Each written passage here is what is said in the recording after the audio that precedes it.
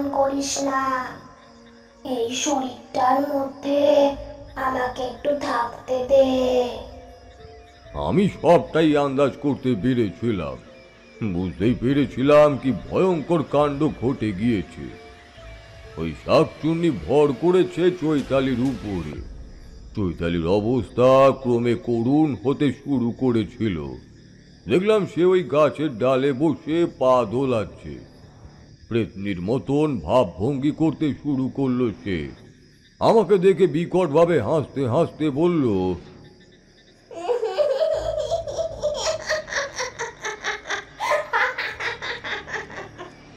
কি ভেবেছিস তুই ওকে রক্ষা করবি?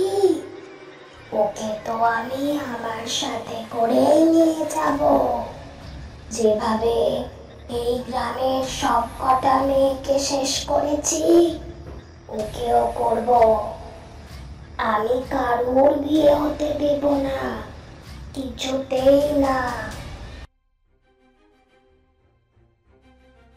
রহস্য ও রোমাঞ্চের ঠিকানা ভূত কুঠিরে আপনাদের সকলকে জানাই আরও একবার স্বাগত। আজকে শুনবেন লেখিকা সঞ্চারী ভট্টাচার্যর লেখা গল্প তারানাথ তান্ত্রিক ও বুড়ি বটতলার শাকচুন্নি। মনে রাখবেন, আমাদের গল্পগুলো শুধুমাত্র এন্টারটেইনমেন্ট হিসাবে নিলেই ভালো হবে। বাস্তবের সাথে এর কোনো রকম কোনো মিল নেই। যদিও থেকে থাকে সেটা শুধুমাত্র গল্পের প্লট সৃষ্টির জন্যই।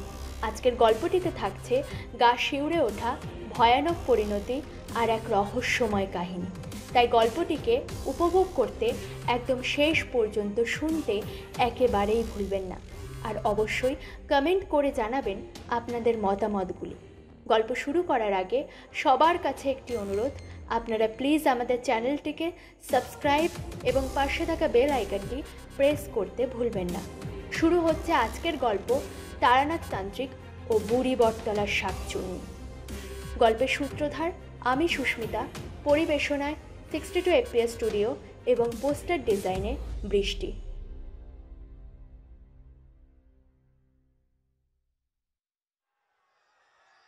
মা, এমনটা করিস না মা, দয়া করে এমনটা করিস না। তুই ছাড়া যে আমার আর কেউ নেই। তোকে ছাড়া আমার যে সবটা অন্ধকার হয়ে যাবে রে মা। কি নিয়ে বাঁচবো আমি? দড়িতে ফাঁস লাগাতে থাকে কল্পনা। না বাবা, আমার পক্ষে আমার পক্ষে আর বেঁচে থাকা সম্ভব নয়। আমার স্বপ্ন একেবারে শেষ হয়ে গেছে বাবা। কি নিয়ে বাঁচবো আমি? যাকে আমি আমার সর্বস্ব ভেবেছিলাম সে আমাকে ছেড়ে চলে গেছে। বিয়ের সাজে বসে থেকে লগ্ন ভ্রষ্টা হলে, সিঁথিতে সিঁদুর না উঠলে কেমন লাগে জানো বাবা?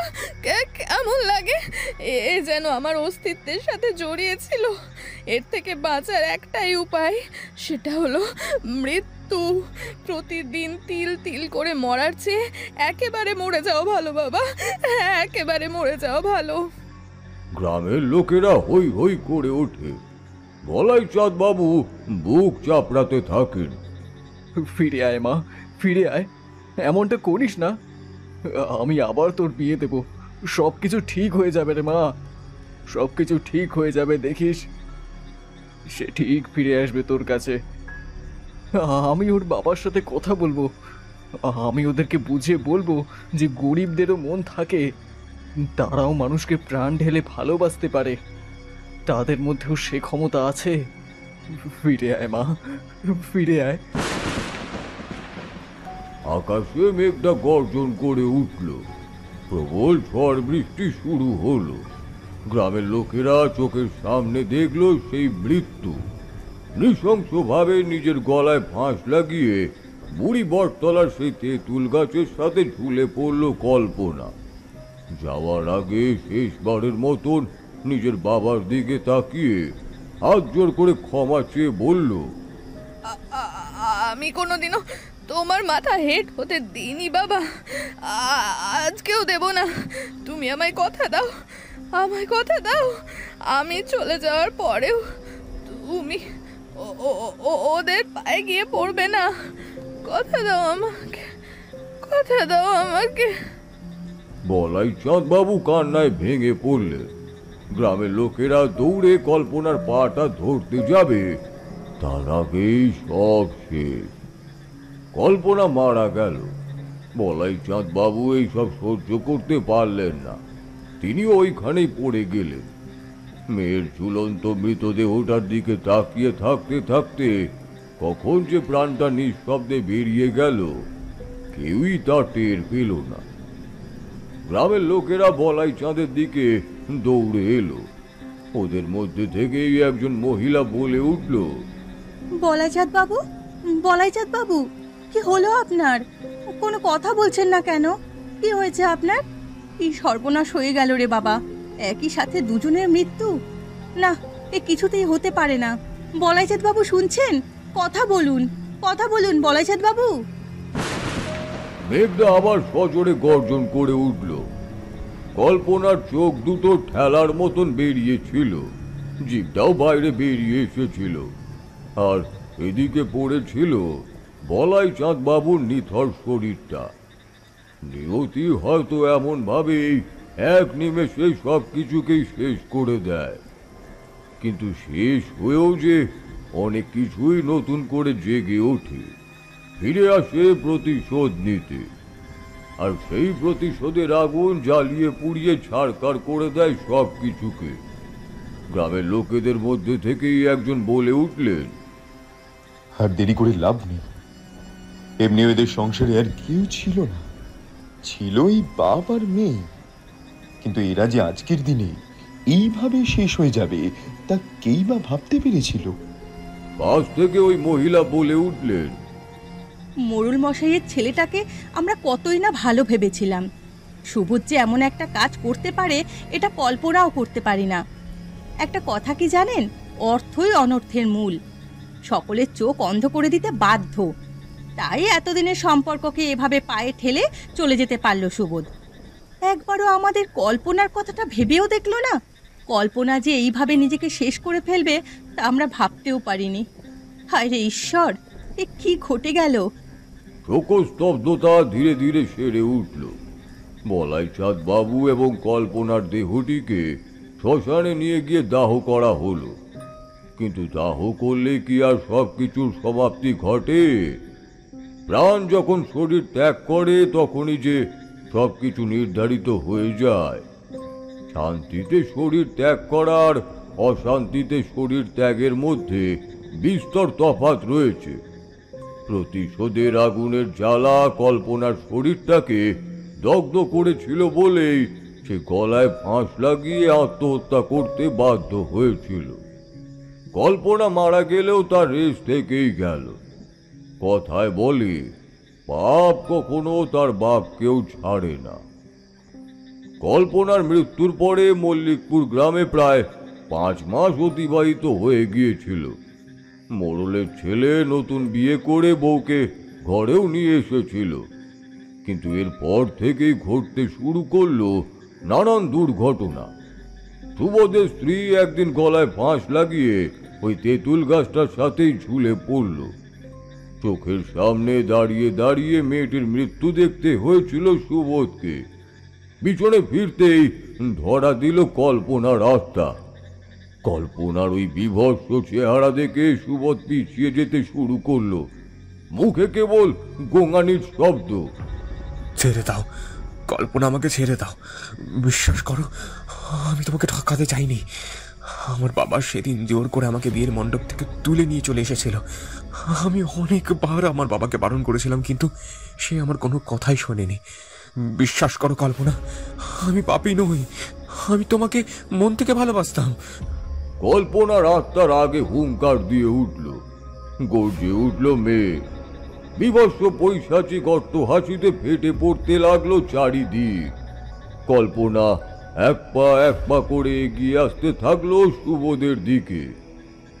ভালো তো তুই আমাকে বাসিস সুবোধ, পরে আমাদের সম্পর্ককে রক্ষা করার দায়িত্বটাও তোকেই নিতে হতো।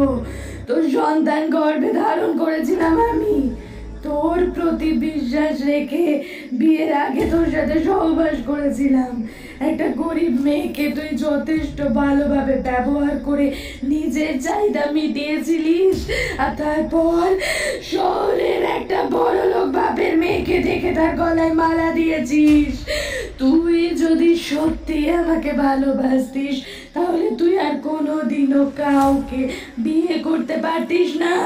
তুই তো তোর বাবার কথা রাখার জন্য একটা নিরীহ মেয়ের জীবন নষ্ট করেছিস। তোর তো এতই ক্ষমতা, তাহলে তুই সেদিন তোর বাবার সামনে সব সত্যিটা বলতে পারিস কেন? কেন যেদিন রাতে তুই আমাকে ছেড়ে চলে গেলি সেদিন আমি আমার বাবা দুজনে এক জায়গায় মারা গিয়েছি। কোথায় ছিলিস? কোথায় ছিলিস তুই তখন? খবরটা তো তুইও পেয়েছিলিস, কিন্তু একটা বারের জন্য দেখতে আসিসনি। এরপরেও আমাকে বিশ্বাস করতে হবে যে তুই আমাকে ভালোবেসেছিলিস। মন থেকে কেউ যদি কাউকে ভালোবাসে কোনোদিনও সে তার মৃত্যুর কারণ হতে পারে না। যতই দুর্বলতা প্রতিকূলতা থাক না কেন, নিজের ভালোবাসার মানুষকে নিজের জীবনের থেকে আর কোনো কিছুর বেশি বলতে পারে না। এটা মনে রাখিস সুবোধ, তুই নিজে আমাকে শেষ করেছিস আর তোর বাবাকে আর দোষারোপ করছিস। আজকে আমিও তোকে এইভাবেই শেষ করব, এইভাবেই। আমি এই দিনটার জন্য অপেক্ষা করছিলাম, কিন্তু তোকে শেষ করেও আমার তৃষ্ণা মিটবে না। আমি নিজে বৈবাহিক সুখ পাইনি, তাই আমি এই গ্রামের কোনোদিন কাউকে বিবাহিত জীবনে সুখ ভোগ করতে দেব না। শেষ করতে থাকবো সকলকে, শেষ করে দেবো সকলকে। এরপরই নৃশংসভাবে শেষ হয়ে গেল সুবোধ। তার ওই মৃত্যু গ্রামবাসীর চোখের সামনে কল্পনার প্রেত হয়ে ফিরে আসার অস্তিত্বকে আরো স্পষ্ট করে তুলল। সুবোধ গ্রামের মোড়ল হরিচাঁদ বাবুর একমাত্র সন্তান ছিল। হরিচাঁদ বাবু পুত্র শোকে পাগল হয়ে গেলেন, কিন্তু কথায় আছে ধর্মের কল বাতাসে নড়ে। সকলে ভাবল কল্পনা তার প্রতিশোধ স্পৃহা মিটিয়েছে, সে আর কোনোদিনও ফিরে আসবে না, তার আত্মার মুক্তি ঘটেছে। কিন্তু কল্পনা যে কথাগুলি সুবোধকে বলে গিয়েছিল এগুলি মল্লিকপুর গ্রামের বুকে নতুন করে আতঙ্কের প্রহর সৃষ্টি করার জন্যই যথেষ্ট ছিল। কিছু কিছু পাপ কখনো খণ্ডিত হতে পারে না, বিশেষ করে যখন তা অভিশাপের আকার ধারণ করে। এক্ষেত্রেও কিছুটা তেমনই ঘটেছিল।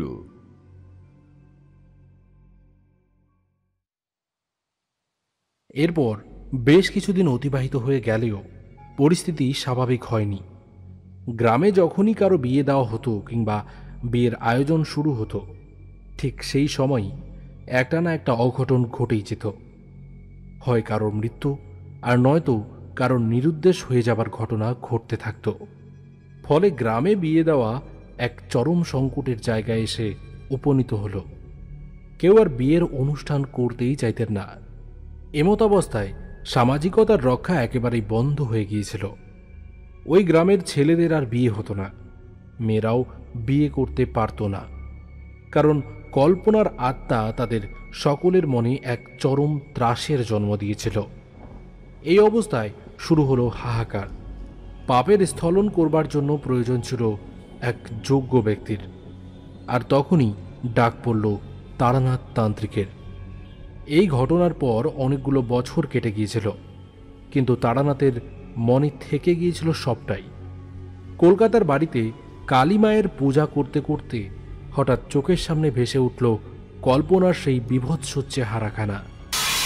তারানাথের হাত থেকে পড়ে গেল পুজোর ঘণ্টা আর থালা। তিনি চমকে উঠে তাকালেন মায়ের দিকে, আর ঠিক সেই সময়ই চারি তার ঘরে ঢুকে এসে জিজ্ঞাসা করল, কি হয়েছে বাবা? তোমার হাত থেকে পুজোর থালা পড়ে গেল যে? কোনো অঘটন ঘটেছে নাকি? বলো না, চুপ করে রয়েছো কেন? তারানাথ স্থির হয়ে কিছুক্ষণ মা কালীর মূর্তির দিকে তাকিয়ে রইলেন। তারপর পিছন ঘুরে একখানা দীর্ঘশ্বাস ফেলে চারিকে উদ্দেশ্য করে বললেন, কিছু না রে মা, অতীতের সব স্মৃতিগুলো চোখের সামনে ভেসে উঠতে থাকে। তখন কি আর অতীতের কথা মনে হয়? তখন মনে হয় সেই অতীতকে যেন পুনরায় চোখের সামনে দেখতে পাচ্ছি।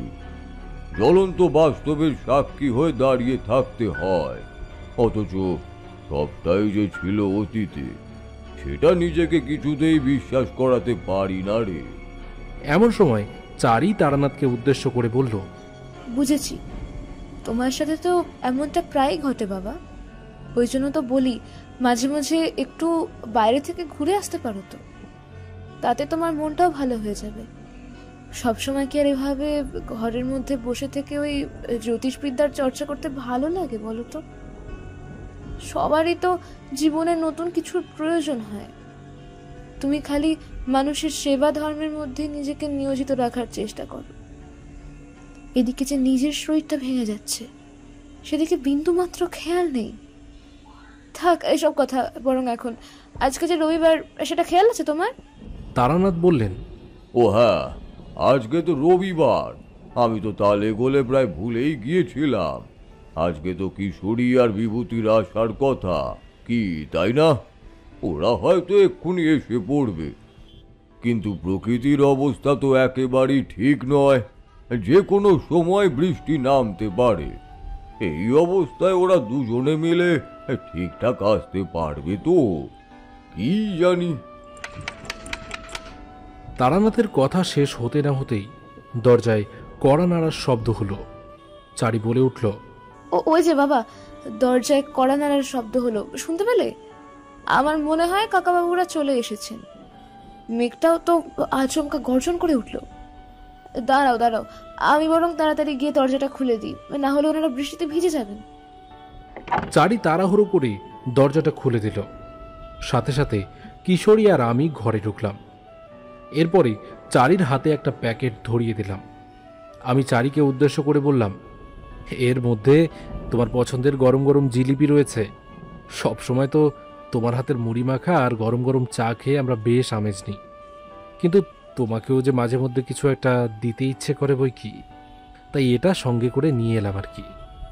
আমার হাত থেকে জিলিপির প্যাকেটটা সংগ্রহ করে চারি বেজায় আনন্দিত হলো। এরপরে আমাদেরকে উদ্দেশ্য করে বলল, কাকাবাবু আপনারা ভেতরে যান। বাবা আপনাদের পথ চেয়ে সেই কখন থেকে বসে আছেন। আপনাদের সাথে কথা না বললে ওনার মন হালকা হবে না। আপনারা বরং ভেতরে গিয়ে বসুন, আমি রান্নাঘরের দিকে যাই। আপনাদের জন্য চা আর মুড়ি মাখা নিয়ে আসছি। এই কথাগুলো বলেই চারি রান্নাঘরের দিকে এগিয়ে গেল। কিশোরী আর আমি তারানাথের ঘরে প্রবেশ করলাম। প্রবেশ করা মাত্রই দেখলাম তারানাথ বিমর্ষ হয়ে জানালার দিকে তাকিয়ে বসে রয়েছেন। তবে এই দৃশ্য যে খুব একটা নতুন ছিল এমনটা নয়। বৃদ্ধ হয়ে যাওয়ার পর তারানাথ তান্ত্রিক সর্বদাই এমনই একটা গোমরা চেহারা ধারণ করে জানালার দিকে তাকিয়ে আকাশ দেখতেন। আসলে মুক্তির আনন্দ এবং স্বাচ্ছন্দ্যটা উপভোগ করবার চেষ্টা করতেন তিনি। কিন্তু বয়সের ভার সবসময় আমাদের মানসিকতার ভারকেও বাড়িয়ে দেয়। ধীরে ধীরে যখন আমরা বাস্তবের মাটিতে সব কিছুকে রেখে বিচার করতে শুরু করি, তখন বুঝতে পারি বাস্তব কত কঠিন। তখন স্বপ্নের সাথে আমাদের কল্পনাগুলো আর ঠাঁই পায় না, কোথায় যেন হারিয়ে যায়। বাস্তবের ধারালো করা আমাদের স্বপ্নগুলোকে টুকরো টুকরো করে দেয়। কিশোরী তারানাথের দিকে এগিয়ে গিয়ে তার সামনে পাশিংশ আর তেলে ভাজার প্যাকেটটা রেখে বলল, ঠাকুরমশাই, আপনার পছন্দের জিনিস নিয়ে এসেছি, এই দেখুন। তারানাথ এতক্ষণ আনমনে কিছু একটা ভেবে চলেছিলেন। কিশোরীর কণ্ঠস্বর কানে যেতেই তিনি কিছুটা সজাগ হয়ে উঠলেন। এরপরে তাকে উদ্দেশ্য করে বললেন, ও, তোমরা দুটিতে তাহলে চলেই এসেছো। এই দেখো দেখি, আমি তো লক্ষ্যই করিনি। তা বেশ ভালো করেছো। এই বসো বসো। তোমাদের আসতে কোনো অসুবিধে হয়নি তো? ওদিকে যে আবার বাইরে তুমুল ঝড় বৃষ্টি শুরু হয়েছে দেখছি। আমি আসলে একটু আনমনা হয়ে পড়েছিলাম। অতীতটা এমন ভাবে বারবার এসে আমার হৃদয়টাকে নাড়া দিতে থাকে যে অন্যদিকে আর দৃষ্টি ঘোরানোর সুযোগই পাই না। মনে হয় সবটাই যেন অতীতের গর্ভে সমাধিস্থ হয়ে যাচ্ছে। কি আর করব বলো, মানব জীবন তো এমনই। জরা, ব্যাধি ও মৃত্যু এবং বিকার, এই চারটি জিনিসের থেকে পালিয়ে কোথাও বাঁচা যায় না। মনুষ্যকুলে জন্মালে যতই শক্তি অর্জন করো না কেন, এত বড় সাধক হবার পরেও এই চারটি জিনিসের সামনে তোমাকে পদানত হতেই হবে, কারণ এই সবই যে সেই ঈশ্বরের সৃষ্টি। কিশোরী ও আমি তারানাথের কথাগুলোকে এতক্ষণ বেশ মনোযোগ সহকারে শুনছিলাম। ঠিক সেই সময় চারি ঘরে এসে হাজির হলো। এরপরে সে আমাদেরকে উদ্দেশ্য করে বলে উঠল, এই নিন কাকাবাবু, আপনাদের জন্য গরম গরম চা আর মুড়ি মাখা। আজকে ভাবছি আমিও আপনাদের সাথে বসে গল্প শুনব। বাইরে যা ঝড় বৃষ্টি শুরু হয়েছে, তাতে করে আজ আর উঠতে যেতে পারবো না। পরে বান্ধবীর কাছ থেকে সবকিছু জোগাড় করে নেব। তারানাথ মৃদু হেসে চারিকে উদ্দেশ্য করে বললেন, সেই বরং ভালো রে মা। কিশোরী তারানাথকে উদ্দেশ্য করে জিজ্ঞাসা করল, তাহলে আজকে আপনি আমাদের কোন গল্পটা শোনাতে চলেছেন ঠাকুরমশাই? আমরা যে আপনার কাছ থেকে গল্প শুনতে মারাত্মকভাবে আগ্রহী, তাই এই ঝড় বৃষ্টি মাথায় নিয়েও আজকে আপনার ভিটেতে চলে এলাম। রবিবার দিনটা কিছুতেই বাড়িতে মন বসে না।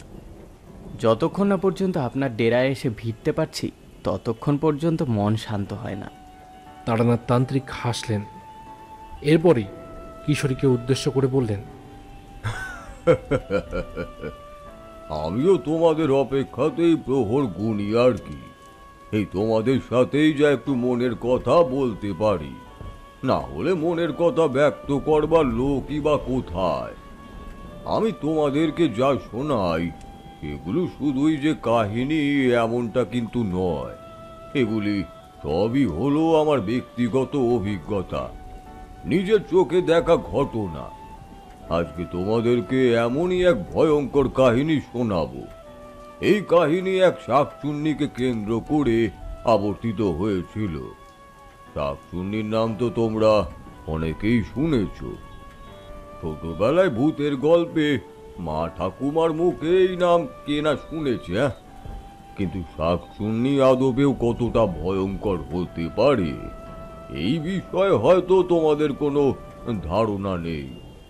কিন্তু আমি এমন এক বিদেহী আত্মাকে নিজের চোখের সামনে দেখেছিলাম ও তাকে কাবু করেছিলাম।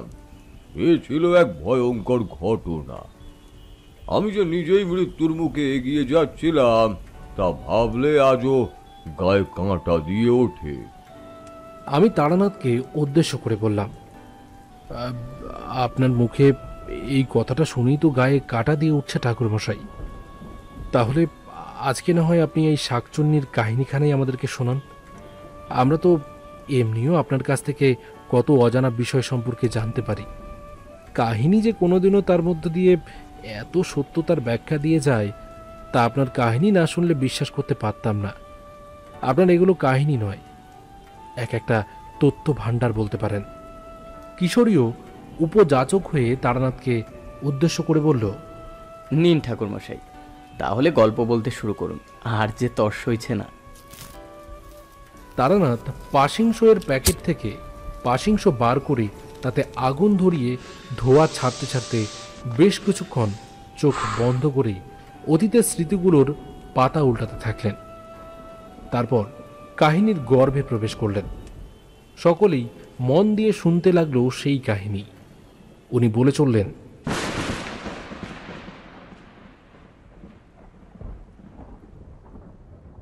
আরে তারানাথ, বাড়িতে আছিস নাকি? আমি তোর ছোটবেলার বন্ধু তপন, তপন প্রামাণিক। অনেক খুঁজে তোর বাড়িখানা পেয়েছি। দেখলাম আমার চোখের সামনে দাঁড়িয়ে রয়েছে আমার ছোটবেলাকার বন্ধু। সেই কবে ওর সাথে দেখা হয়েছিল, মাঝখানে আর কোনোদিনই ওর সাথে সাক্ষাৎ ঘটেনি। তপনকে অনেকটাই আলাদা মনে হলো। প্রথমে চিনতে না পারলেও ওর গলার আওয়াজটা শুনে ঠিকই চিনতে পেরেছিলাম। আমি তখন মা কালীর ধ্যান করছিলাম। তপন দরজার সামনে এসে দাঁড়াতেই আমি এগিয়ে গেলাম সেদিকে। তারপর ওকে উদ্দেশ্য করে বললাম, আরে তপন যে, সে কবে ছোটবেলায় আমাদের দেখা হয়েছিল তোর মনে আছে? তপন আমাকে উদ্দেশ্য করে বলল, সে আবার মনে থাকবে না? তা আবার হয় নাকি? হঠাৎ করেই বাইরে বৃষ্টি নেমে গেল। আমি আর তপনকে বাইরে অপেক্ষা করালাম না, ঘরের ভেতরে ঢুকে খাটের উপর বসে পড়ল সে। আমি দরজাখানা বন্ধ করে তার সামনে এসেই বসলাম। ক্লান্ত পরিশ্রান্ত হয়ে মল্লিকপুর থেকে মানুষটা এসেছিল আমার বাড়িতে, কিন্তু মুখে দেওয়ার যে কিছুই ছিল না। তার বলতামই বা কিভাবে? ঘরের যা অবস্থা তা দেখে তপন অবশ্য বুঝতেই পেরেছিল। সে আমাকে উদ্দেশ্য করে বলল, আরে বাবা, তোকে অত ব্যস্ত হতে হবে না, আমি তোকে সঙ্গে করে নিয়ে যেতে এসেছি। সামনেই আমার মেয়ের বিয়ে, বুঝলি? অনেক কষ্টে মেয়ের বিয়ের আয়োজন করতে পেরেছি, না হলে গ্রামের যা অবস্থা তাতে করে মেয়ের বিয়ে দেওয়া দুষ্কর হয়ে দাঁড়িয়েছিল। তপনের মুখে এই কথা শুনে আমি বেশ কিছুটা অবাকই হয়ে গেলাম। তারপর তাকে উদ্দেশ্য করে জিজ্ঞাসা করলাম, মেয়ের বিয়ে দেওয়া দুষ্কর হয়ে গেছিল মানে? সে আবার কি? কেন, অসুবিধা কোথায়? দেখলাম তপন কিছুটা গম্ভীর হয়ে গেল। আমার বাড়িতে সামান্য কিছু বাতাসা পড়েছিল, তাই নিয়ে জলের গ্লাসটা তপনের দিকে এগিয়ে দিলাম। সে বাতাসাগুলো দাঁতে কাটতে কাটতে বলল, এইটা এক প্রকার অভিশাপ বলতে পারিস। দীর্ঘদিন ধরেই এই গ্রামেই অভিশাপের কবলগ্রস্ত। অভিশাপের কবল থেকে গ্রামকে রক্ষা করা বড্ড কঠিন। কোনো সাধারণ ব্যাপার হলে তো আমরা গ্রামবাসীরা মিলেই সমাধান করে ফেলতে পারতাম, কিন্তু বিষয়টা মানুষের দ্বারা ঠিক করাই সম্ভব নয়। এই বিষয়টার সাথে যে অশরীরী এবং অলৌকিক শক্তি জড়িত রয়েছে। তপনের মুখে এই কথা শুনে আমি চমকে উঠলাম। গ্রামে অশরীরীর বাস রয়েছে, কিন্তু তার সাথে তোর মেয়ের বিয়ের সম্পর্ক কি? তপন তখন আমাকে উদ্দেশ্য করে বলল, অনেক কাল আগের ঘটনা, বুঝলি? তখন আমি অনেকটাই ছোট ছিলাম। আবজা মনে পড়ে, কিন্তু সবটা না। পরবর্তীকালে বাকি ঘটনার কথা ঠাকুমার মুখ থেকে শুনেছিলাম। আমার বয়স তখন 3 থেকে 3.5 বছর হবে। সেই সময় আর কতটুকুই বা বোধ থাকে। তবে এইটুকু মনে আছে যে কোনো এক ঘটনাকে কেন্দ্র করে গ্রামের মধ্যে শোরগোল পড়ে গিয়েছিল। পরে বড় হয়ে যখন ঠাকুমার মুখ থেকে আসল সত্যিটা জানতে পেরেছিলাম, তখন শরীরের রক্ত একেবারে হিম হয়ে গিয়েছিল। এছাড়াও এই ঘটনার প্রভাবে পরবর্তীকালে গ্রামে অনেক রকমের অঘটন ঘটতে দেখেছি। সবাই বলতো নাকি ওই অতীতের অভিশাপের প্রভাবই গ্রামটাকে এভাবে বিপর্যস্ত করে রেখেছে। কেউ জানে না এই অভিশাপের থেকে মুক্তি আদৌ সম্ভব কিনা। আমি আবারও চিন্তিত হয়ে তাকে জিজ্ঞাসা করলাম, আরে বাবা, কি সেই ঘটনা? কোন ঘটনাকে কেন্দ্র করে গ্রামের মানুষের মধ্যে এত আতঙ্কের সৃষ্টি হয়েছিল বল দেখিনি? তখন তার হাতে থাকা বাতাসাগুলো খেয়ে ফেলল। তারপর জলটা গলায় ঢক ঢক করে ঢেলে আমাকে বলল, কোনো সাধারণ ব্যাপার হলে তবে তো বলবো। এই বিষয়টাই যে একটা অলৌকিক বিষয়। কোথায় যে এর শুরু আর কবে যে এর শেষ তার কিছুই জানা নেই।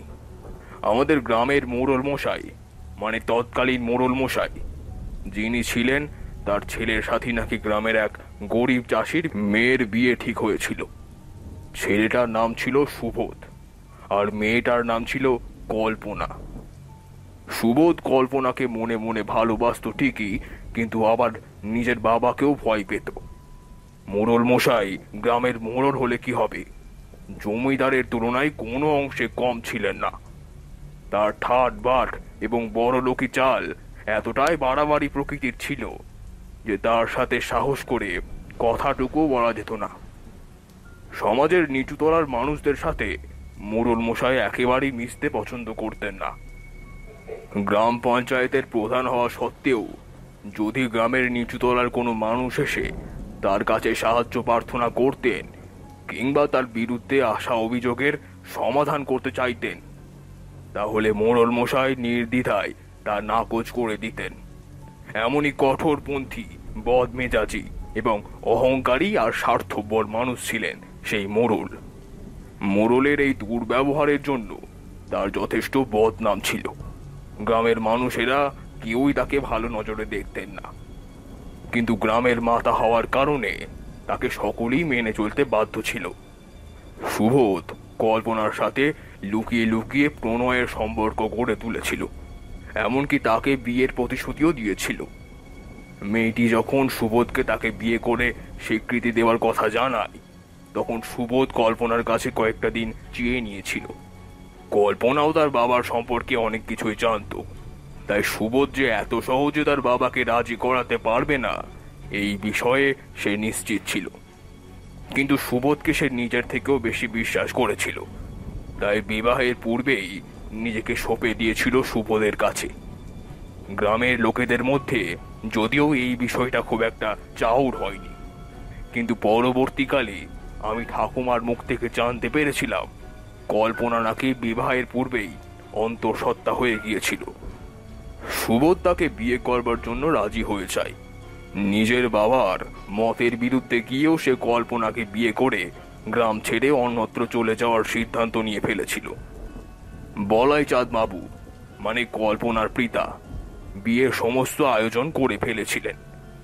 লগ্ন পেরিয়ে যায়, কিন্তু সুবোধ কল্পনাকে বিয়ে করতে আসে না। কল্পনা এই শোক সহ্য করতে না পেরে মল্লিকপুর গ্রামের প্রসিদ্ধ বুড়ি বটতলার তেঁতুল গাছের সাথে দড়ি লাগিয়ে গলায় ঠাঁস দিয়ে আত্মহত্যা করে। বলাই চাঁদ বাবুর ও নিজের চোখের সামনে মেয়ের মৃত্যু দেখে সহ্য করতে না পেরে প্রাণ হারান। হৃদস্পন্দন স্তব্ধ হয়ে যাওয়ার কারণেই তার মৃত্যু ঘটেছিল। এমন করুণ পরিণতি গ্রামের লোকেরা আগে কোনোদিনও দেখেনি।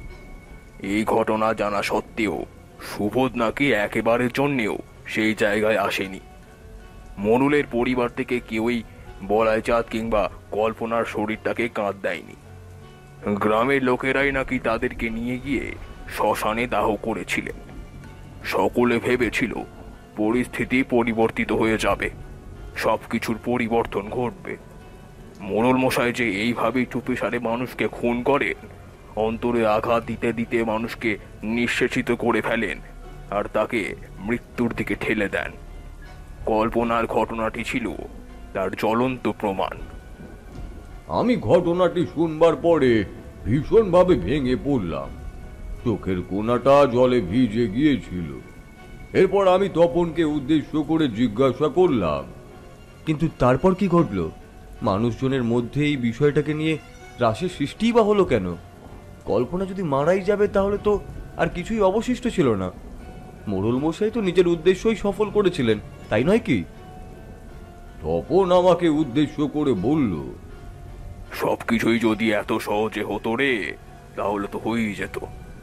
আমরা জানি শরীর দাহ করলে আত্মার মুক্তি ঘটে যায়, কিন্তু কেউ যদি মৃত্যুর সময় প্রতিশোধের আগুনকে অন্তরে জ্বালিয়ে রেখে মরে, অধরা অতীতকে সঙ্গে নিয়ে যেতে বাধ্য হয়, তাহলে তার পিছুটান থেকেই যায়। কল্পনার ক্ষেত্রেও তেমনটাই ঘটেছিল। ওর প্রবল পিছুটান থেকে গিয়েছিল। ঠাকুমা বলেছিলেন এরপরে নাকি কল্পনার আত্মা ফিরে আসে। প্রতিশোধের আগুনকে নিবারণের জন্য মোড়লদের বাড়ির ওপরে আক্রমণ হানে। সেই সময় সুবোধ নাকি অন্য কোনো এক মেয়েকে বিয়ে করেছিল। সেই মেয়েটাকেও অকাল মৃত্যুর দিকে ঠেলে দেয় সুবোধের কৃতকর্ম। আর এই অতীত কর্মের কুপ্রভাব, তার ফল ভোগ করতে হয় তাকেও। সুবোধকেও নাকি মৃত অবস্থায় পাওয়া গিয়েছিল ওই বুড়ি বটতলাতেই। সকলে বলেন কল্পনার আত্মা নাকি ওকে শেষ করে দিয়েছিল। তপন থামল। আমি তাকে উদ্দেশ্য করে জিজ্ঞাসা করলাম, তাহলে এখন সমস্যা কোথায়? কল্পনা তো তার প্রতিশোধ স্পৃহা মিটিয়েই নিয়েছিল, তাহলে এখন তো তার আর ফিরে আসবার কথাই নয়। তপন পুনরায় আমাকে উদ্দেশ্য করে বলল, আমার ঠাকুমা আমাকে বলেছিলেন যে বিদেহী আত্মারা নাকি কোনোদিনও মুক্তি পায় না। মৃত্যুর পরে তাদের প্রতিশোধ স্পৃহা থাকে ঠিকই, কিন্তু কোনো অনুশোচনা থাকে না। যেহেতু কল্পনাকে বৈবাহিক জীবনের সুখ ভোগের আগেই মৃত্যুবরণ করতে হয়েছিল, তাই সে কখনোই ওই গ্রামে কাউকে বৈবাহিক সুখ পেতে দেখতে পারত না। যারাই বিয়ের আয়োজন করতেন কিংবা বিয়ের জন্য প্রস্তুত হতেন, হয় তাদের কাজ পণ্ড হয়ে যেত, আর তা না হলে বর কিংবা বধূকে মৃত অবস্থায় পাওয়া যেত। এই ঘটনা ক্রমাগত বৃদ্ধি পেতে থাকলে গ্রামের মানুষের মনে এক প্রবল আতঙ্ক দানা বাঁধে। গ্রামের মানুষেরা এমনিও কুসংস্কার আচ্ছন্ন হওয়ায় তাদের মনে কল্পনাকে কেন্দ্র করে গড়ে ওঠা ভয়ের আভাসটা একেবারেই মিথ্যে নয়। এটাকে সকলেই গুরুত্ব দিতেন। ধীরে ধীরে পরিস্থিতি সামান্য পরিবর্তিত হতে থাকে, ভালোর দিকে অবশ্যই এগোয়নি। গ্রামে বিয়ে থাইয়ের অনুষ্ঠান একেবারেই বন্ধ করে দেওয়া হয়, কিন্তু অনেক বছর কেটে যাওয়ায় ধীরে ধীরে মানুষের মনে বলি জমতে শুরু করে। বলতে পারিস আমিও তাদের মধ্যেই একজন। তাই আমি ঠিক করেছি নিজের মেয়ের বিয়ে দেবই। কলকাতার ছেলে, বুঝলি, বড় ব্যবসায়ীর ছেলে, দেখতে শুনতেও বেশ ভালো। ছেলেটির নাম নীলকান্ত। ছেলেটি পড়াশোনাতেও খুব ভালো। শুনলাম সে নাকি খুব তাড়াতাড়ি বিদেশে চলে যাবে। তার বাবা চাইছেন ছেলের বিয়ে দিতে, সেই সুবাদেই পাত্রী খুঁজছিলেন তারা। তারপরই এই শুভ যোগাযোগটা হয়ে গেল আর কি। এমন হীরের টুকরো ছেলের কাছে মেয়েকে পাত্রস্থ করতে কোন বাবাই না চাইবে। সেই জন্যে আমিও আর পিছিয়ে থাকলাম না, ধুমধাম করেই নিজের মেয়ের বিয়েটা দেব ভেবেছি। একমাত্র মেয়ে বলে কথা, সবই তো হবে, কিন্তু তার পাশাপাশি এই ভয়টাও জানি না কেন মারাত্মকভাবে কাজ করছে যে কল্পনার আত্মা যদি আবার ফিরে আসে, আবার যদি কোনো বড় ধরনের অঘটন ঘটে, তখন কি করব? আমি কোনো মূল্যেই আমার মেয়েকে হারিয়ে ফেলতে চাই না রে। কিন্তু এই কুসংস্কার মাথন যদি ছিন্ন না হয়, তাহলে গ্রামের কেউই আর সাহস করে তার ছেলে বা মেয়ের বিয়ে দিতে চাইবে না। তাই আমি নিজের বুকে সাহস নিয়ে এই সিদ্ধান্ত নিয়েছি। তবে অলৌকিক বিষয়ের সাথে লড়াই করে যেমন পারা যায় না, তেমনই অদৃশ্য কিছুর উপস্থিতিও যে টের পাওয়া যায় না। তাই যদি কেউ অলক্ষ্যে বান ঝাড়ে, তাহলে আমরা সাধারণ মানুষেরা কি বা করতে পারি? এতগুলো কথা বলার পর তপন কেমন যেন থমকে গেল। আমি ওর মনের মধ্যে চলতে থাকা প্রশ্নগুলোকে নিজের মতন করে সাজিয়ে নেওয়ার চেষ্টা করতে লাগলাম। ও যে বিষয়গুলো আমার সামনে তুলে ধরেছিল, তার একটাকেও এড়িয়ে যাওয়া যায় না।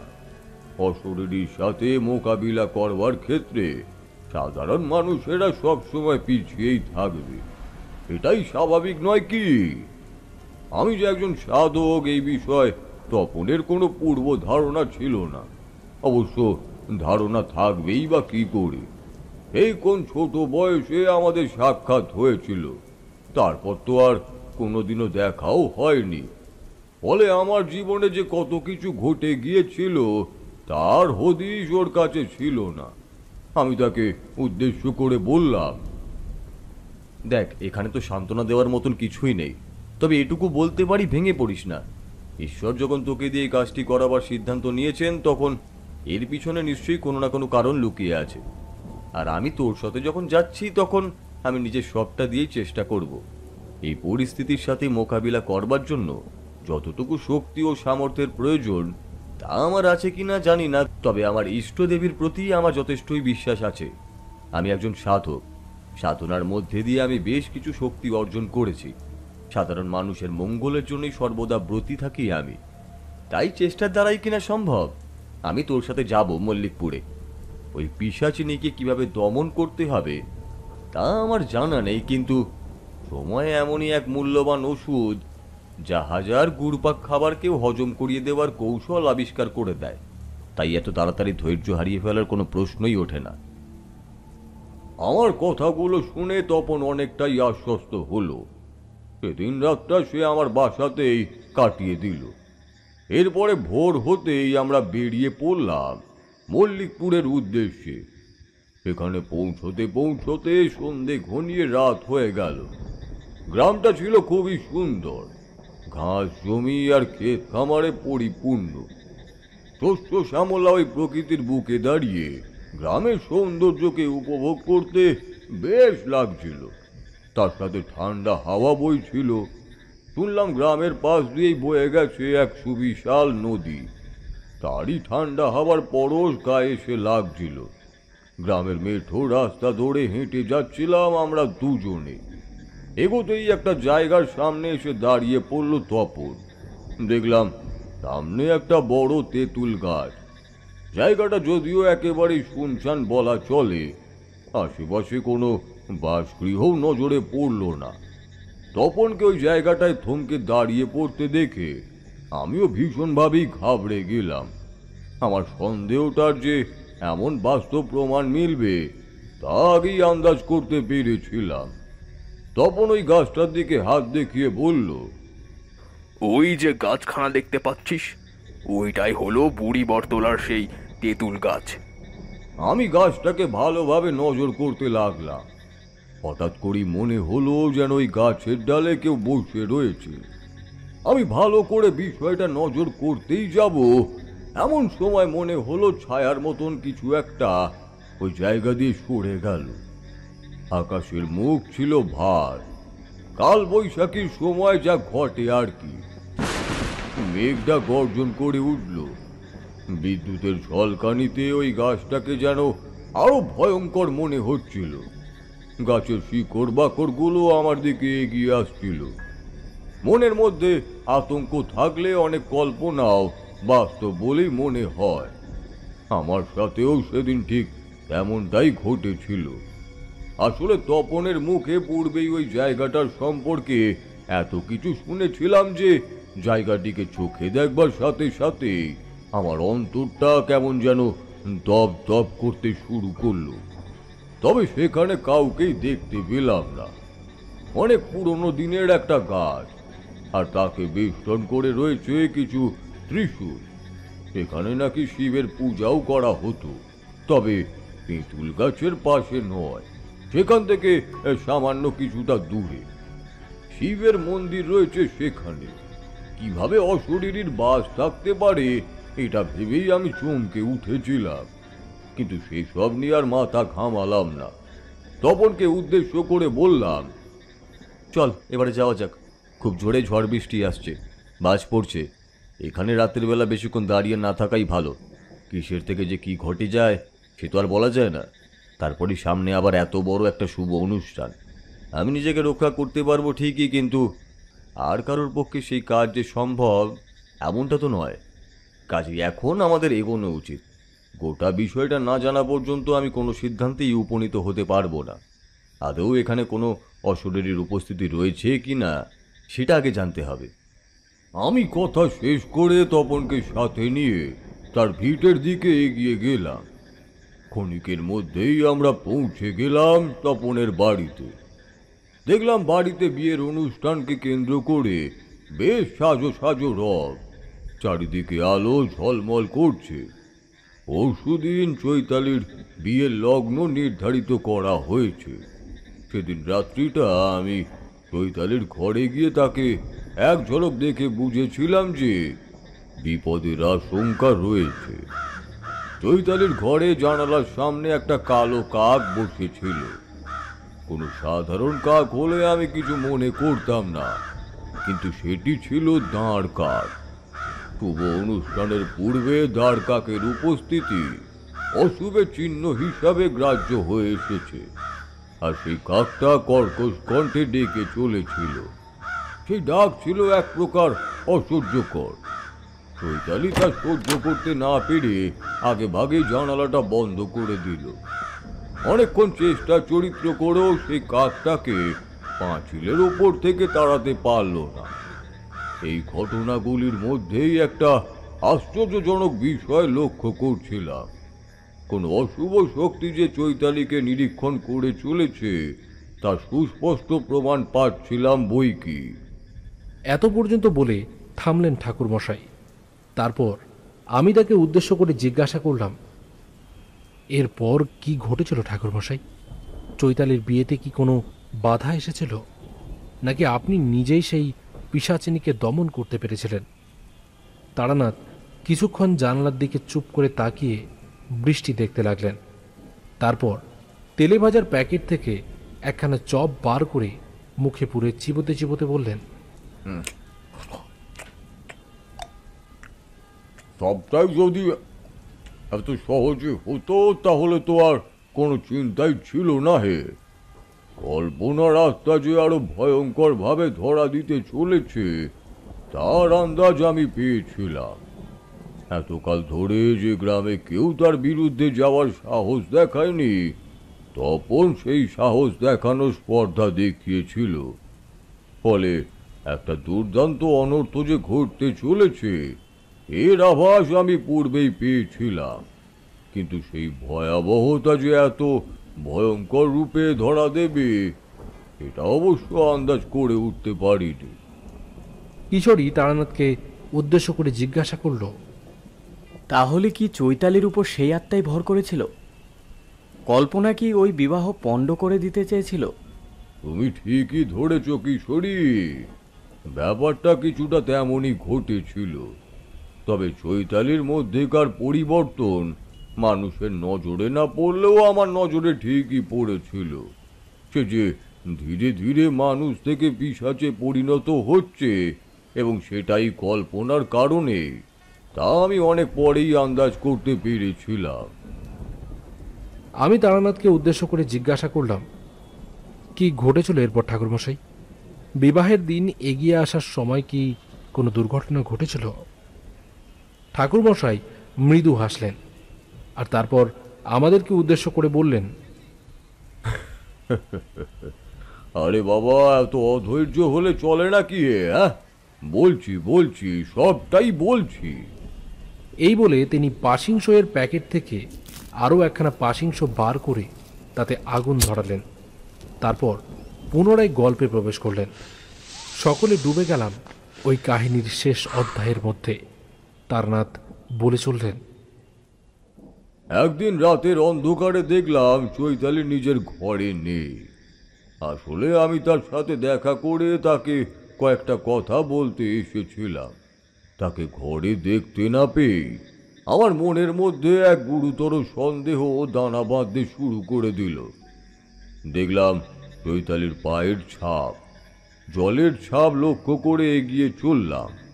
দেখলাম মাটির রাস্তা পর্যন্ত এসে ওই পায়ের ছাপগুলো কোথায় যেন মিলিয়ে গিয়েছে, আর সেগুলোকে দেখতে পেলাম না। তবে আমি হাল ছাড়লাম না, এর একটি রসদ খুঁজে বার করলাম। আমার কাছে এক বিশেষ মন্ত্রপুত পানীয় ছিল। সেটিকে রাস্তার উপরে ছিটিয়ে দিতেই পায়ের ছাপগুলো স্পষ্ট হয়ে গেল। আমি সেগুলিকে লক্ষ্য করে এগিয়ে গিয়ে দেখি চৈতালি ওই বুড়ো বটতলার তেঁতুল গাছটির সামনে দাঁড়িয়ে। ওই গাছটির দিকে পিছন ফিরে দাঁড়িয়ে কি যেন দেখে চলেছে। আমি তাকে পিছন থেকে হাঁক দিলাম, চৈতালি, মা, কি হয়েছে তোর? তুই ওইখানে এত রাতে কি করছিস? চৈতালি আমার দিকে নজর ঘোরাতেই আমার বুকের ভিতরটা একেবারে হিম হয়ে গেল। দেখলাম চৈতালির চোখের মণি দুটো একেবারে সাদা হয়ে গিয়েছে। সে আমার দিকে তাকিয়ে বিকট ভাবে হাসতে আরম্ভ করলো। এরপরে দেখলাম তার কণ্ঠস্বরের পরিবর্তন। সে অত দূর থেকে আমার দিকে যেন বাতাসের চেয়েও দ্রুততার সাথে ধেয়ে এলো। তারপরে বলল,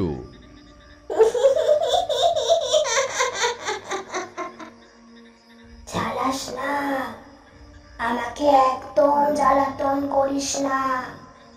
এই শরীরটার মধ্যে আমাকে একটু থাকতে দে। আমি সবটাই আন্দাজ করতে পেরেছিলাম। বুঝতেই পেরেছিলাম কি ভয়ঙ্কর কাণ্ড ঘটে গিয়েছে। ওই শাকচুন্নি ভর করেছে চৈতালির উপরে। চৈতালির অবস্থা ক্রমে করুণ হতে শুরু করেছিল। দেখলাম সে ওই গাছের ডালে বসে পা দোলাচ্ছে। প্রেতনির মতন ভাবভঙ্গি করতে শুরু করলো সে। আমাকে দেখে বিকট ভাবে হাসতে হাসতে বলল,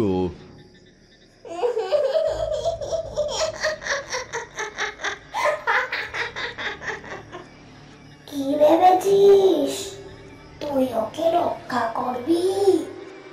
ওকে তো আমি আমার সাথে করেই নিয়ে যাব। যেভাবে এই গ্রামের সব কটা মেয়েকে শেষ করেছি, ওকেও করব। আমি কারোর বিয়ে হতে দেব না, কিছুতেই না। আমি বললাম, কেন দিবি না? কি ক্ষতি করেছে এরা তোর? শাকচুন্নি হুঙ্কার ছেড়ে বলল, ক্ষতি? যা ক্ষতি করেছে তা কোনোদিনও ভাষায় প্রকাশ করতে পারবো না। এই ক্ষতির মাসুল গুনতে হয়েছিল আমাদের প্রাণের বিনিময়ে। আমাকে আর আমার বাবাকে শেষ হতে হয়েছিল। প্রাণের থেকেও বড় কিছু থাকতে পারে বুঝি? থাকে না, কিচ্ছু থাকে না। তাই এদের ঘরে আমি কোনোদিনও সুখ আসতে দেব না। আমার ইচ্ছা ছিল বিয়ে করার, সুখে সংসার করার, কিন্তু বিশ্বাসঘাতকদের জালে জড়িয়ে সেদিন সবটা শেষ হয়ে গিয়েছে। সাথে পড়েছিল আরো একটা প্রাণ। আমার পেটেরটাকে ওরা পৃথিবীর আলো দেখার সুযোগ দেয়নি। কি ক্ষতি করেছিল সে? কি ক্ষতি করেছিল? কি বল? চুপ করে আছিস কেন? বল। আমি বললাম, আমি বুঝতে পারছি তোর সাথে যে অন্যায় হয়েছিল সেটা আমি বুঝতে পেরেছি, কিন্তু তা বলে তুই নিরীহ মানুষগুলোর প্রাণ নিয়ে কি সুখ পাচ্ছিস? ওরা কি তোকে তোর জীবন ফিরিয়ে দিতে পারবে, নাকি ওদের প্রাণ নিলে তোর কষ্ট দূর হয়ে যাবে? কেবল প্রতিশোধের আগুনে ঝুলে পুড়ে মরা ছাড়া আর কি পাচ্ছিস তুই? এমন সময় আবারও ঝড়ের বেগে ঠিক আমার চোখের সামনে এসে দাঁড়ালো চৈতালি। দেখলাম সে স্থির দৃষ্টিতে আমার দিকে তাকিয়ে রয়েছে, আর তার চোখের পাশ দিয়ে জল গড়িয়ে পড়ছে। হঠাৎ করেই সে চিৎকার করে উঠল। সেই বিভৎস আর্ত চিৎকারের শব্দে আমার কান থেকে রক্ত বেরিয়ে গেল। আমি কিছুতেই ওই স্থানে দাঁড়িয়ে থাকতে পারছিলাম না। বুকে অসহ্য যন্ত্রণা হতে শুরু করলো। এমন সময় আবারও হি হি করে হাসতে হাসতে বলে চলল চৈতালি,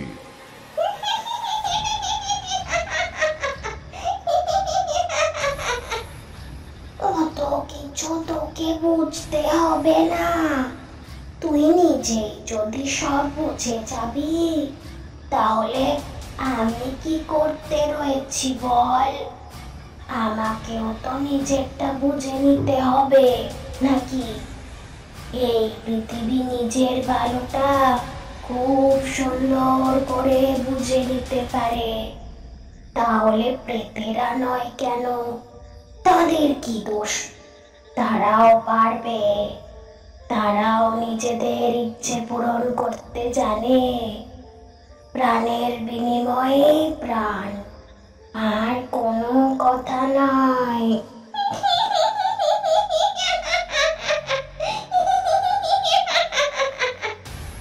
চৈতালির ওই হাসি আমাকে আতঙ্কিত করে তুলল। এক আসরিক শক্তি ভর করেছিল ওর শরীরে। কি বিভৎসভাবে হেসে চলেছিল ওই মেয়েটা, আর ঠিক তারপরই অজ্ঞান হয়ে মাটিতে পড়ে গেল।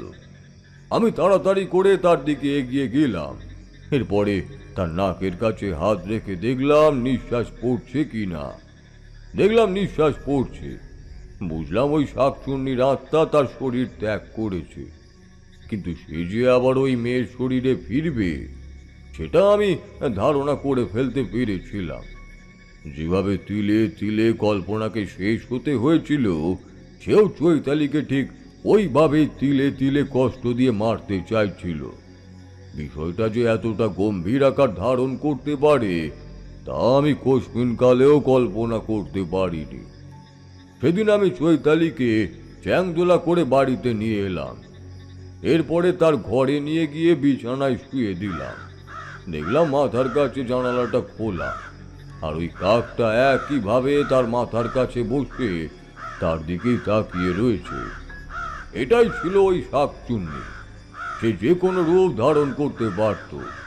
সে ওই কাকের রূপে বসে বসে যে নিজের শিকারকে পাহারা দিত, সেই বিষয়টা সম্পর্কে নিশ্চিত হয়ে যাওয়ার সাথে সাথেই আমি জানালাটা বন্ধ করে দিলাম, আর তার সামনে এক বাটি নুন রেখে দিলাম। সেখান থেকে সামান্য কিছুটা নুন নিয়ে ঘরের চার কোণাতেও ছড়িয়ে দিলাম। নুনের দ্বারা অশুভ প্রভাব দূরে সরে যায়। নুনের মধ্যে সেই শক্তি রয়েছেই। সবটাই ছিল আমার চোখের সামনে, কিন্তু এর থেকে চৈতালিকে রক্ষার উপায়টা কিছুতেই খুঁজে বার করতে পারছিলাম না। ধীরে ধীরে বিয়ের দিন এগিয়ে এলো। সেদিন কনেকে সাজিয়ে দেওয়ার পরে সকলে ঘর থেকে বেরিয়ে গেল। আমি দেখলাম চৈতালি বেশ সাবলীল ভাবেই বসে রয়েছে। এরপরেও আমি ওর ঘর থেকে বেরিয়ে তপনের সাথে দেখা করতে গেলাম। তপনকে সেদিন রাতে ঘটে যাওয়া ঘটনার ব্যাপারে পুরোটাই জানালাম। সে সবটা শুনে মাথা ঘুরে পড়ে যেতে যাবে এমন সময় আমি তাকে সামলে নিলাম। এরপর তাকে খাটের উপরে বসিয়ে জলের গ্লাসটা তার মুখের সামনে ধরলাম। তপন জলটা খেয়ে সামান্য সুস্থ অনুভব করতেই আমি তাকে আশ্বস্ত করে বললাম, এখন এভাবে ভেঙে পড়লে চলবে না তপন, বিপদ কিন্তু এখনো টলানো যায়নি। আমাদেরকে চৈতালির সিঁদুর দান পর্যন্ত খুব সজাগ থাকতেই হবে। ওই শাকচুন্নি সিঁদুর দানের পূর্ব মুহূর্ত পর্যন্ত তার পিছু ছাড়বে না। যে করেই হোক তাকে শেষ করে ফেলার চেষ্টা সে করেই যাবে।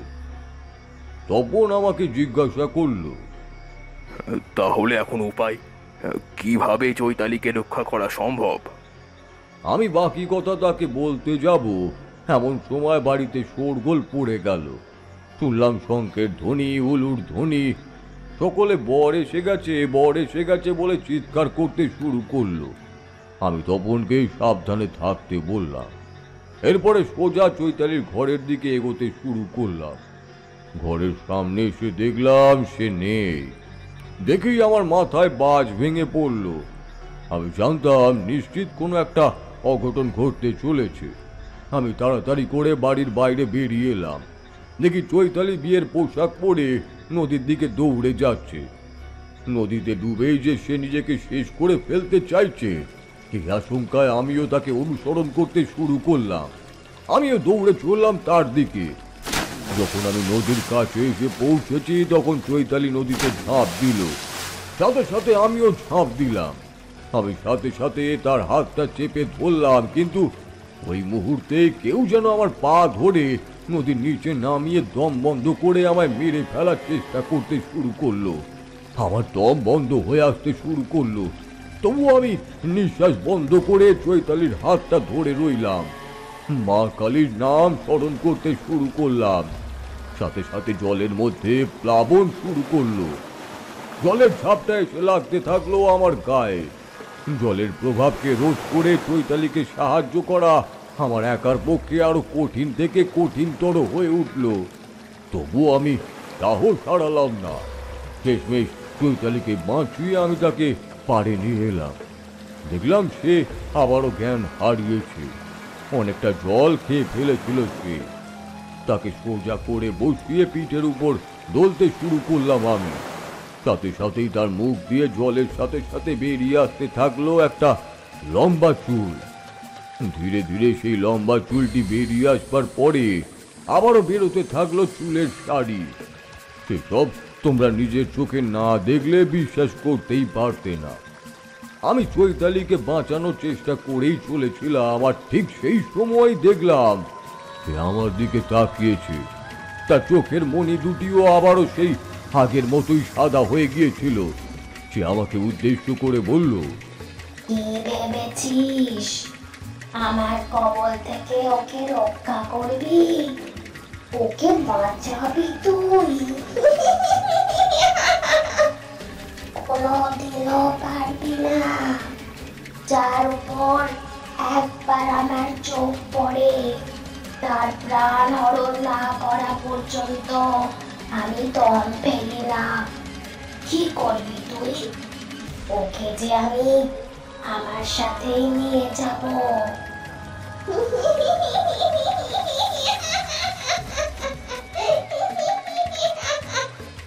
আমি মন্ত্রপাঠ করেই চললাম। ওম ক্লিম ক্লিম ক্লিম হুম হুম হ্রিম চামুণ্ডায় বিচ্ছে। ওম হিম ক্লিম হুম বিং বিচ্ছে। দেখলাম চৈতালি ধীরে ধীরে স্বাভাবিক হচ্ছে। তার চোখের মনির বর্ণ পরিবর্তিত হয়ে গেল। সে নুয়ে পড়লো মাটিতে। এরপরে আমি তাকে ধরে ধরে বিয়ের মণ্ডপে নিয়ে এলাম। তারপরে একটি মেয়েকে ডেকে সকলের অলক্ষ্যে চৈতালিকে নতুন কাপড় পরিয়ে সাজিয়ে গুজিয়ে মণ্ডপে নিয়ে আসতে বললাম। চৈতালি মণ্ডপে এলো। তাকে দেখে মনে হলো সে অনেকটাই স্বাভাবিক হয়ে গিয়েছে, কিন্তু থামল তারানাথ। এমন সময় কিশোরী তাকে কৌতূহল বশত জিজ্ঞাসা করে বসল, আরে বাবা, আপনি থেমে গেলেন কেন? এরপর কি ঘটলো বললেন না তো? এই রকম জায়গায় কেউ থেমে যায় নাকি ঠাকুরমশাই? তারানাথের দৃষ্টি দেখলাম স্থির। তিনি বেশ বিস্মিত। এরপরে তিনি বললেন, তারপরে যা ঘটলো সে বিষয় জানলে তোমাদেরও চক্ষু চড়ক গাছ হয়ে যাবে হে। বরপক্ষের লোকেরা তখন সকলেই চলে এসেছে। এর মধ্যেই যে চৈতালির উপর দিয়ে একটা ঝড় বয়ে গেছে, সেই বিষয়ে আমি আমার বন্ধু মানে তপনকে কিছুই বলতে পারিনি। এই কথাটা বললেই যে বিয়েটা পণ্ড হয়ে যেতে পারে সেটা ভেবেই আমি মুখ খুলিনি। কিন্তু সত্যকে কি কোনোদিনও চেপে রাখা যায়? সত্য যে অবিচল, সে তো ফুঁড়ে বেরিয়েই আসবে। সেক্ষেত্রেও ঠিক তেমনটাই ঘটেছিল। দেখলাম তপনের স্ত্রী ওই স্থানে ঘোরাঘুরি করছেন। তিনিও বিয়ের কাজে ব্যস্ত। বর এসে বসলো চৈতালির ঠিক পাশে। পুরোহিত মশাই মন্ত্রপাঠ করতে শুরু করলেন, আর ঠিক সেই সময় সজোরে হাওয়া বইতে শুরু করলো। হু হু করে হাওয়া বইতে থাকলো। সেই হাওয়ার জোরে বিয়ের যজ্ঞের আগুন নিভে গেল। পুরোহিত মশাই মন্ত্রপাঠ করতে না পেরে অস্থির হয়ে উঠে পড়লেন। বিয়ের মণ্ডপে একেবারে হুলুস তুলুস বেঁধে গেল। এমন সময় সকলে নজর পড়ল চৈতালির উপরে। দেখলাম তার চুলগুলো একেবারে উস্কো খুস্কো, চোখের মণিগুলো সাদা, আর হাত ও পায়ের থেকে বেরিয়ে আসছে লম্বা লম্বা নখ। নিজের মেয়ের এমন ভয়ঙ্কর রূপ দেখে আঁতকে উঠল তপন। তপনের স্ত্রী নিজের জ্ঞান হারালেন। তপন আমার দিকে দৌড়ে এলো। এরপরে বলল, ওকে বাঁচা, তারা ওকে বাঁচা, না হলে যে এক নিমেষে সবকিছু শেষ হয়ে যাবে রে। আমার মেয়েটাকে যে নিয়ে যাবে ওই শাকচুন্নি। বিভৎস ভাবে হাঁটতে শুরু করলো চৈতালি। তারপরে বলল, কি ভেবেছিস তোরা আমি ওকে বিয়ে করতে দেব, সুখে সংসার করতে দেব, এই বরের সাথে ফুলসজ্জা করতে দেব? আমার জীবনটা সরসজ্জায় পরিণত করেছিল সকলে। আমি কাউকে শান্তিতে বাঁচতে দেব না, কিছুতেই না, কাউকে না।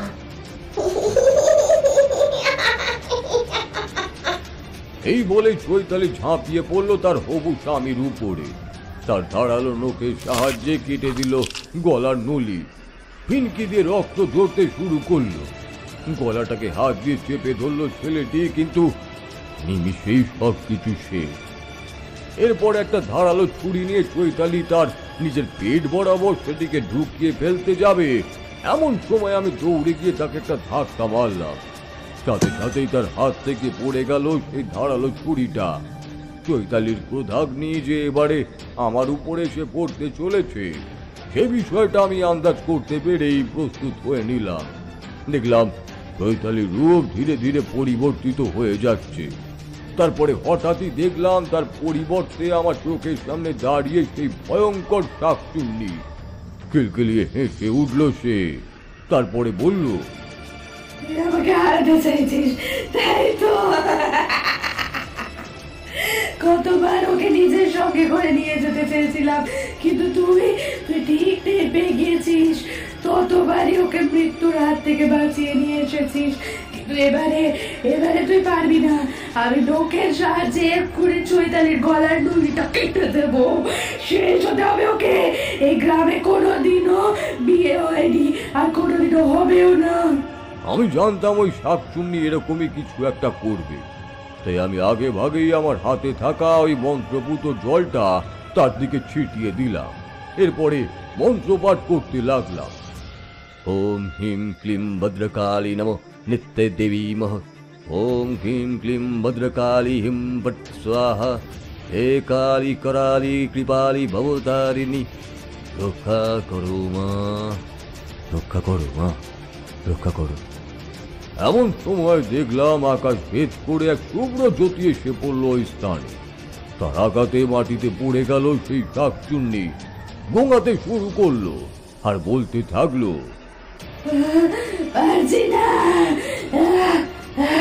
কষ্ট হচ্ছে, বড় কষ্ট হচ্ছে আমার, পারছি না আমি বললাম, শয়তানের শক্তি কোনোদিনও ঈশ্বরের শক্তির চেয়ে বেশি হতে পারেনি আর পারবেও না।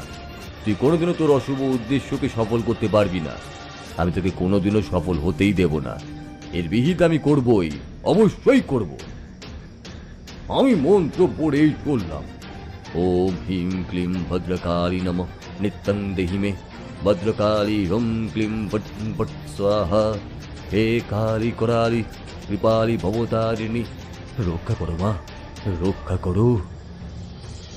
ওম হিম ক্লিম ভদ্রকালী নমঃ নিত্যং দেহি মে ভদ্রকালী ওম ক্লিম পট পট স্বাহা। হে কালী করালি কৃপালি ভবতারিণী, রক্ষা করো মা, রক্ষা করো। দেখলাম ধীরে ধীরে ওই শাকচুন্নি মিলিয়ে গেল সেই জ্যোতির মধ্যে।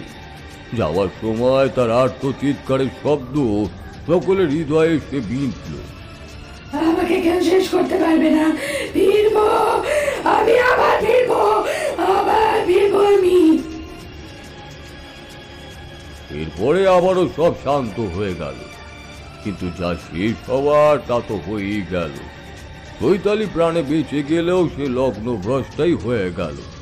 তার স্বামীকে আমি সেদিন বাঁচাতে পারিনি। এরপরে চৈতালির কি হয়েছিল তা আমার জানা নেই, তবে ওই গ্রামকে আমি শাকচুন্নির কবল থেকে চিরকালের জন্য মুক্ত করতে পেরেছিলাম। আসবার আগে ওই তেঁতুল গাছটাকে কেটে দেওয়ার নির্দেশও দিয়েছিলাম। গ্রামবাসীরা সকলেই ওই গাছটিকে কেটে ফেলেছিল। আসলে ওটাই যে ছিল সেই শাকচুন্নির আঁতুর ঘর। এরপরে আমি নিজের গ্রামে ফিরে এসেছিলাম।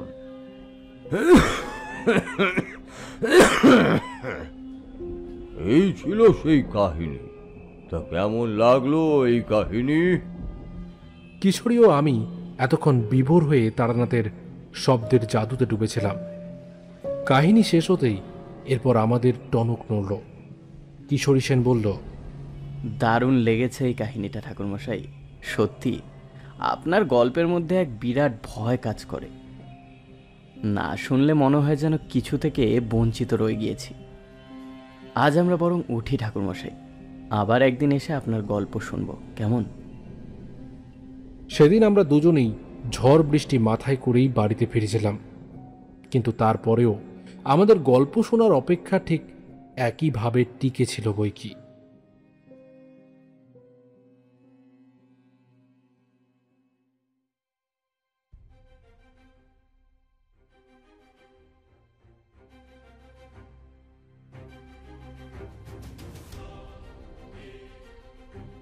শুনছিলেন লেখিকা সঞ্চারী ভট্টাচার্যর কলমে তারানাথ তান্ত্রিক ফ্যান ফিকশনের গল্প তারানাথ তান্ত্রিক ও বুড়ি বটতলার শাকচুন্নি। তারানাথ তান্ত্রিকের চরিত্রে রয়েছেন বুবাই, বিভূতির চরিত্রে রয়েছেন ইরফান, কিশোরীর চরিত্রে রয়েছেন সুদীপ এবং অন্যান্য চরিত্রে রয়েছেন অর্পিতা, রূপঙ্কর, দীপ্তদীপ, পূজা, বর্ণালী, আরুময়, দিগন্ত ও অয়ঙ্কিতা। আবহ সঙ্গীতে রয়েছে 62 FPS স্টুডিও। আশা করছি আজকের আমাদের এই ইউনিক পরিবেশনা আপনাদের অনেক ভালো লেগেছে। যদি ভালো লাগে তাহলে অবশ্যই গল্পটিকে লাইক, কমেন্ট এবং শেয়ার করতে কিন্তু ভুলবেন না। আর যারা নতুন গল্প শুনছেন, please do subscribe and press the bell icon. আজকের মতো ভূত কুঠিরের দরজা এখানেই বন্ধ হচ্ছে। ফিরে আসবো পরবর্তী গল্পে। ততক্ষণ সকলে ভালো থাকবেন এবং সুস্থ থাকবেন। ধন্যবাদ।